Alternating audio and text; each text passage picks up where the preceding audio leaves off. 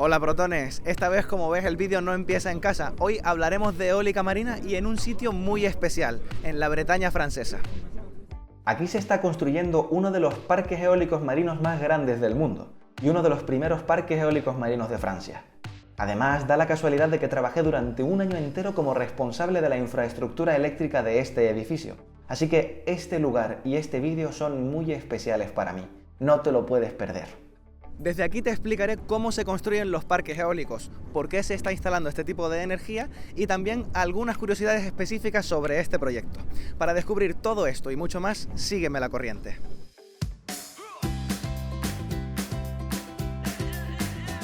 Sígueme, la corriente, sígueme, electrón con electrón.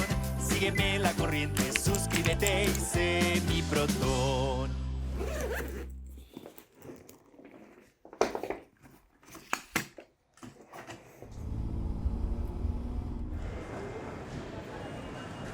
Vamos caminando por aquí y después la Jara lo acelera y le pone una musiquita de pucu, pucu, pucu, pucu.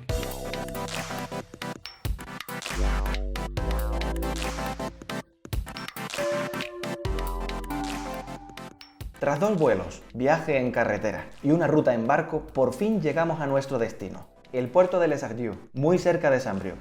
Esto se ubica al norte de Francia, en la región de Bretaña, y su mar es parte de la zona sur de los mares del norte. Aquí se está construyendo actualmente uno de los mayores parques eólicos marinos del mundo. Es todo un privilegio poder visitar este lugar. Desde aquí te voy a explicar cómo se construyen y muchas más curiosidades sobre la eólica marina. Todo ejemplificado con esta maravilla que nos rodea. Vamos a empezar por el principio. ¿Por qué es tan interesante la eólica marina? Pues bien, en el mar no hay montañas, no hay edificios y no hay árboles. Así que tendremos una velocidad media mayor y un viento más constante. Además, en alta mar se reduce el impacto visual y el impacto acústico de los aerogeneradores. Tampoco hay problemas de carreteras o restricciones de espacio. En los parques eólicos terrestres vemos muchos problemas logísticos para el transporte de los componentes, pero esto, en el caso de un parque eólico marino, digamos que desaparece en cuanto a este tipo de características y se sustituye por otra serie de, a lo mejor, desventajas logísticas. Otra ventaja de los parques eólicos marinos es que las turbinas se pueden colocar en la disposición óptima para captar toda la fuerza del viento, como se observa en pantalla en esta disposición en cuadrícula perfecta. También sucede que podemos construir turbinas mucho más grandes. Esto lo vemos claro si comparamos las típicas de 2,5 megavatios onshore con las offshore de más de 6 megavatios y hasta 14. Aquí, the sky is the limit.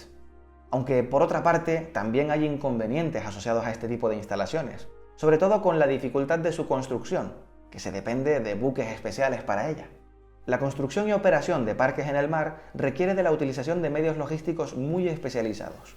También es muy importante entender que este tipo de instalaciones se enfrenta a unos retos de mantenimiento muy complejos, por tener que hacerse en un entorno marino y siguiendo medidas de seguridad muy estrictas.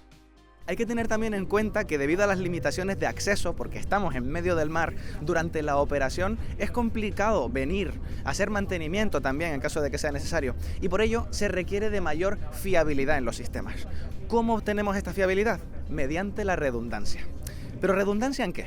Básicamente en todo. Redundancia en transformadores, redundancia en la alimentación de los sistemas auxiliares, que básicamente son todos los consumos que hay en la propia subestación.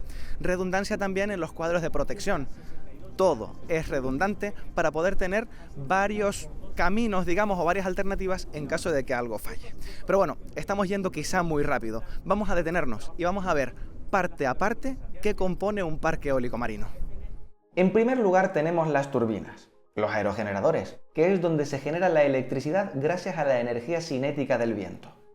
Cada uno de los aerogeneradores que estarán ubicados encima de esas estructuras pequeñas que vemos en el horizonte estarán conectados por los que llamamos array cables, que van conectando entre sí como si fueran las ramificaciones de un árbol.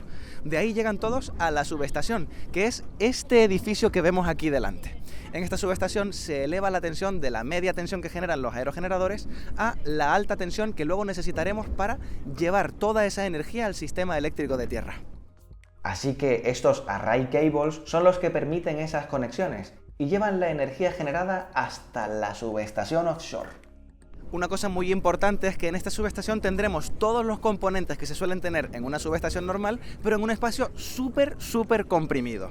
Ahí se hace todo ese sistema de conversiones que comentábamos, también la protección y el control, y la energía se enviará a la red eléctrica nacional a través de un cable gordísimo que es el Export Cable. Este Export Cable recorrerá toda la distancia entre el parque eólico marino y la subestación offshore, para desde ahí verter la electricidad a la red eléctrica a la que esté conectado. Ese transporte entre la subestación marina y la subestación en tierra será en alta tensión, pero se puede realizar en corriente alterna o en corriente continua. Lo que determinará si es en alterna o continua es la distancia a la que se encuentre el parque eólico. Y para entender esto, conviene recordar la principal ventaja y el principal inconveniente de la corriente continua. Su ventaja: tiene menos pérdidas. Su inconveniente: la electrónica de potencia para pasar de alterna a continua y viceversa es muy cara. Así que solamente instalaremos corriente continua de alta tensión en ese enlace cuando logremos ahorrar lo suficiente como para compensar el sobrecoste de la electrónica de potencia. Así que todo va a depender de la longitud de ese cable, de la distancia que tengamos del sistema eléctrico de tierra. Se estima que la distancia a partir de la que sale a cuenta este ahorro en pérdidas para compensar el sobrecoste de la electrónica es de aproximadamente unos 50 kilómetros en el caso de cables, como los cables submarinos.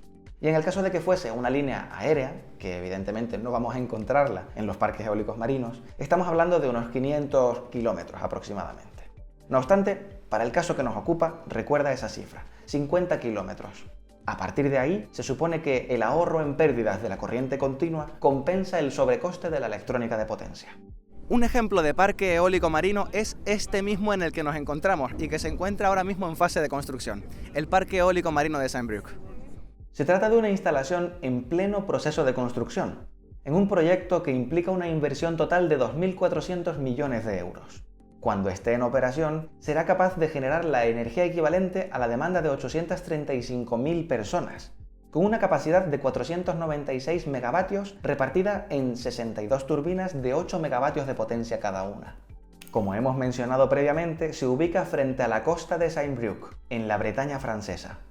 Los aerogeneradores de los que se compone son turbinas Siemens Gamesa, de 207 metros de altura cada una y con palas cercanas a los 82 metros de longitud. Esto quiere decir que su altura es casi el doble de las Torres Kio de Madrid, y sus palas tienen la envergadura de un Airbus 380, el de las 2 plantas, el mayor avión de pasajeros que se ha creado nunca. Por otra parte tenemos la subestación, este edificio que vemos en pantalla. Se compone de muchos equipos, entre los que están los grandes transformadores encargados de elevar la tensión para transportarla hasta el sistema eléctrico terrestre. También está toda la aparamenta aislada en gas encargada de proteger la instalación y otorgar capacidades de maniobra. Interruptores, seccionadores, transformadores de medida, protecciones. Todos estos dispositivos, en este caso, están fabricados por General Electric. Justo en este proyecto es donde trabajé un año entero integrado en el equipo de Scottish Power, una filial de Iberdrola, como responsable de las instalaciones de baja tensión de la subestación y de los servicios auxiliares, que son todos los consumos eléctricos del edificio. Sin duda fue una experiencia apasionante, fue un reto evidentemente, implicó una etapa de muchísimo aprendizaje en mi vida profesional, pero bueno, aquí está el resultado y a día de hoy poder visitarlo es una experiencia vital. Así que ya sabes por qué son interesantes los parques eólicos marinos y cómo se construyen. Y también qué partes los constituyen. Pero claro, este tipo de soluciones técnicas no nos llevan acompañando demasiados años. Ahora bien, están aquí para quedarse. Echemos un vistazo al futuro. Estas son las estadísticas y cifras de la eólica, y en particular de la eólica marina, de cara a los próximos años. En el año 2021, las nuevas instalaciones eólicas de Europa llegaban a los 17,4 gigavatios de potencia instalada, que se dividen entre 14 en tierra y 3,4 offshore. Esto es lo que han permitido los distintos cuellos de botella y problemas logísticos globales, que tienen un alto impacto en el retraso de la construcción de nuevos parques eólicos. La instalación de 2021 fue un 11% menor que la prevista por esos motivos. En el gráfico vemos la distinción entre eólica en tierra, en azul oscuro, y eólica marina en azul claro. Los países con más capacidad eólica instalada recientemente son Reino Unido, Suecia, Alemania, Turquía y Holanda. Pero dentro de estos, únicamente Reino Unido y Holanda han instalado eólica marina durante 2021. Dinamarca también forma parte de ese selecto grupo que ha comenzado a mirar hacia los mares. Según los datos de Wind Europe, se espera que se instalen 116 gigavatios de eólica en Europa entre este año y 2026, incrementando la instalación de los años pasados. De todas formas, sigue siendo un ritmo inferior del ideal para cumplir con el objetivo de la Unión Europea de disponer de un mix energético con un 40% de energías renovables. El principal mercado de esta energía eólica para el periodo entre 2022 y 2026 se espera que sea Alemania, con 19,7 gigavatios de eólica onshore y 5,4 gigavatios de eólica offshore, seguida de Reino Unido, con 15 gigavatios en total, Francia con 12 gigavatios, España con 10 gigavatios y Suecia con 7 gigavatios. Pero bueno, si la eólica marina es tan interesante, ¿por qué no se desarrolla en más lugares? ¿Por qué no está en más países? ¿O por qué no se desarrolla más rápido? ¿Cuáles son los retos y cuáles son las complicaciones de este tipo de instalaciones? A la hora de realizar un proyecto eólico, además de seleccionar su ubicación teniendo en cuenta la existencia de rutas marinas o espacios de interés geológico, tendremos que hacerlo también fijándonos en la profundidad del mar. Las tecnologías actuales de aerogeneradores offshore requieren de su asentamiento en el fondo marino, con lo que la profundidad de las aguas ya es un parámetro limitante a la hora de considerar la instalación de un parque eólico marino. Hablamos siempre de tecnologías con cimentación en forma de monopilotes o incluso en forma de estructuras en celosía. Y claro, cuando estudiamos los mapas de profundidad del fondo submarino en Europa, no es de casualidad ver que las zonas menos profundas coinciden con los lugares de mayor instalación de parques eólicos marinos: el Mar del Norte, el Mar Báltico y el Mar de Irlanda. Justo la zona en la que nos encontramos, donde se está construyendo este parque eólico, forma parte de toda esa área de bajas profundidades. Y por eso vemos que, tanto para los aerogeneradores como para la subestación, se emplea este tipo de estructura, el jacket, la torre de celosía, que va anclada al fondo marino con ciertos pilotes. Pero esto es como un iceberg, y aquí solamente estamos viendo la punta de la estructura. Cuando salían estas estructuras desde la fábrica, se podía apreciar mucho mejor su tamaño, y es que, de por sí, en este caso lo que vemos fuera del agua son aproximadamente unos 10 o 15 metros, pero bajo el agua se sumergen otros 40 metros más de estructura. Y para anclar esto al lecho marino, tendremos entre 20 y 40 metros de pilotes enterrados. Esto nos da un total aproximado de unos 80 metros de estructura. Una burrada. Por todo lo que hemos visto hasta ahora, la eólica marina es un sector con muchísimas ventajas, aunque en esta última parte del vídeo hemos puesto de manifiesto algunas limitaciones, sobre todo la relacionada con las profundidades de los fondos marinos. Entonces, ¿cuál es la solución a este problema? Pues sí, como te imaginas, si no podemos llegar a grandes profundidades, la clave será poder flotar. Esta barrera tecnológica se ubica aproximadamente en los 60 metros de profundidad del lecho marino. A partir de ahí será necesario el desarrollo de tecnologías flotantes fiables y resistentes. En este sentido, se trata aún de una tecnología en desarrollo, y todo dependerá de los resultados de los prototipos experimentales, que por cierto están siendo muy prometedores. Ya existen algunos prototipos de aerogenerador flotante, como los que están siendo testeados en dos bancos de ensayos españoles, Plocan en Gran Canaria y BIMEP en País Vasco. Aunque todavía queda un tiempo hasta que podamos ver un gran despliegue comercial de este tipo de tecnologías. Como has podido ver, el campo de la eólica marina es apasionante, y estamos en su mismísima génesis. Estamos viviendo en esta década en el mundo offshore lo que hace décadas se vivió con la eólica onshore. El nacimiento de una tecnología de vanguardia, el desarrollo del futuro mismo de la energía. Sin duda, este tipo de generación tendrá mucho que decir en un futuro no tan lejano. Y antes de finalizar, no quisiera despedirme sin dar un agradecimiento explícito a Iberdrola por permitirnos acceder en exclusiva a estas instalaciones. Este vídeo es posible gracias a ellos, y para quienes anden algo despistados, se trata de una de las mayores empresas de energía a nivel internacional. Es el primer grupo energético de España y la cuarta eléctrica más valiosa del mundo. Y uno de sus baluartes es precisamente la eólica, siendo propulsora de innumerables parques eólicos, tanto terrestres como marinos, entre ellos el que hemos visitado hoy.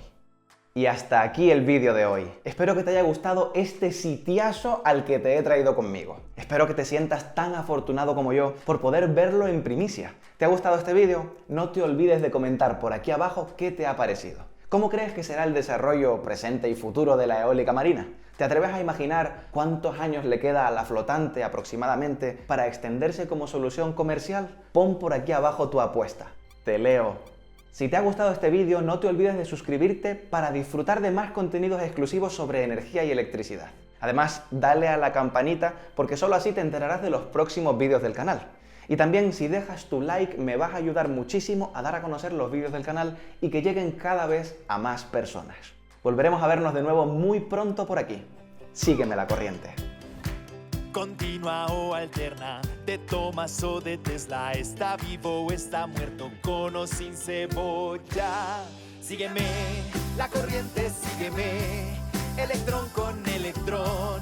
Sígueme la corriente, suscríbete y sé